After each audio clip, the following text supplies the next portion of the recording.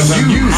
IFM News. Puntiryan ni Pinay tennis star Alex Ayala makailusay di ticket iti third round ng sauna ken Laura Siegmund iti Germany iti Miami Open ang mga ngay Hard Rock Stadium iti Miami, Florida. Ang sauna iti Duay tangaw daw iti second round na sa Oman WTA 1000 event. Nakaalat ni second round ni Siegmund. Pagpasan ngay naman na ni Petra Marcinko iti Croatia.